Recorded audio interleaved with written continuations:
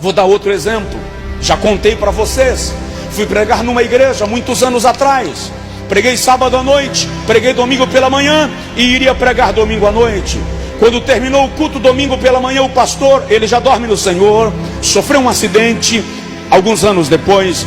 Ele me disse assim: tem uma irmã aqui na minha igreja, ela é muito crente, Deus usa ela demais. O que foi de profecia, de revelação, é incrível, Josué. Onde ela impõe as mãos, a pessoa é curada. É dirigente do meu círculo de oração.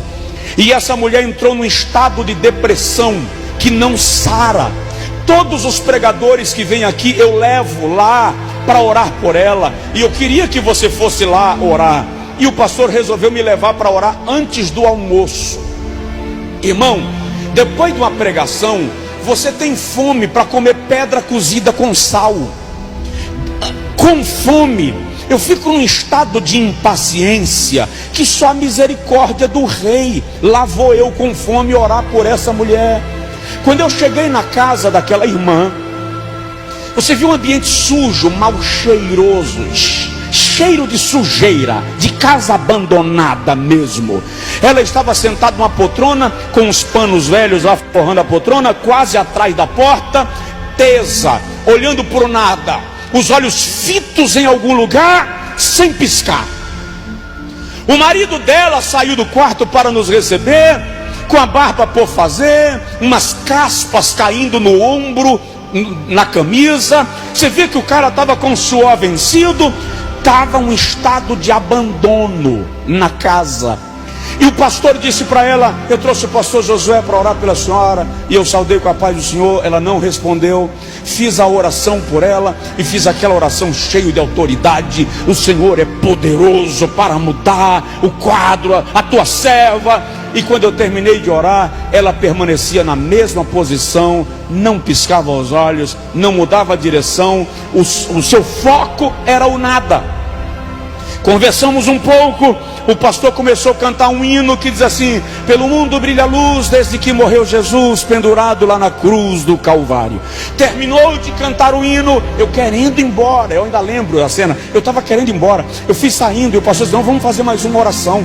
Aí lá vou eu, faço mais uma oração. E o pastor agora me ajudou orando, ergueu a voz. Ele era um homem de Deus muito sério, muito querido, orando comigo. E a mulher permanecia tesa, olhando para o nada, e nada acontecia. Eu parei a oração, fiquei ali, e o pastor ficou meio que fazendo uma pregação reflexiva, tentando orientá-la de alguma maneira, dando uma palavra. E eu me afastei um pouco e fui para o hall de entrada da casa. Quando eu estava no hall de entrada da casa, eu estava fazendo o que a maioria dos crentes fariam nessa circunstância: Deus, por que o Senhor permite isso com um servo teu? Porque isso acontece com um crente. A mulher dirige o círculo de oração. O Senhor usa a mulher para profetizar. O Senhor usa a mulher para curar enfermos e deixa ela entrar num estado de depressão nesse nível. Muito questionando, de repente caiu em cima de mim uma informação. Caiu como se fosse uma laje desabando na minha cabeça. E quando aquilo caiu, eu tomei um choque. E no choque que eu tomei, eu voltei e disse para o pastor: espera um pouquinho. E olhei para a irmã e disse assim: Deus nunca lhe usou. Ele acabou de me dizer que ele nunca profetizou na sua boca. Ele nunca curou através da senhora. As suas revelações não eram divinas. O Senhor me disse que o diabo estava operando na sua vida e enganando a igreja. Quando eu disse aquilo, as lágrimas começaram a escorrer dos olhos. Eu ajoelhei na frente dela e disse: agora, minha irmã, fala o que foi que aconteceu, ou o diabo vai lhe levar em carne para o inferno. Aí ela abriu a boca, começou a tremer os lábios, mexeu a mão, e ela disse: eu queria muito ser usada por Deus. Eu queria muito profetizar, mas eu não estava disposta a viver o que Deus estava requerendo de mim.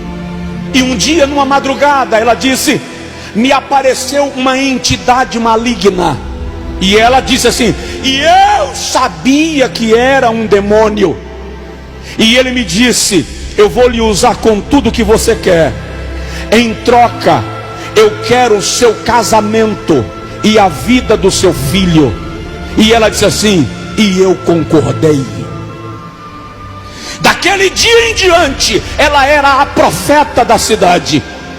Quando ela terminou de falar, eu levantei, me afastei e disse: esse assunto é com a senhora e Deus. Eu não vou orar pela senhora, eu não vou interceder pela senhora, eu vou me afastar, é a senhora quem ora. Eu vou inclusive dar uma margem de distância, porque se Deus quiser mandar um raio e lhe matar, Ele não vai me chamuscar. Se resolva com Deus. Me afastei e voltei a cantar com o pastor. Essa mulher ajoelhou e começou a clamar, e começou a pedir perdão, e começou a gritar. Ela arrancava aqueles trapos de cima do sofá velho, gemia, chorava. Enquanto ela gemia e chorava, de repente a graça de Deus tomou conta daquela sala, e ela começou a falar em línguas estranhas, agora sim, do Espírito Santo. Nós estávamos lá para discernir, e sabíamos que era o Espírito de Deus que havia recebido sua oração. Enquanto ela falava em línguas, o marido dela chorando disse: dá licença que eu vou tomar um banho, e partiu para o banheiro. A criança começou a vomitar lá no quarto, estava doente de cama, levantou vomitando. A empregada, a irmã que estava lá ajudando, pegou a criança para auxiliar. Para a honra e glória do nome de Jesus, nós fomos almoçar mais de 3 horas da tarde, mas à noite aquela família estava na igreja dando glórias e louvores a Deus.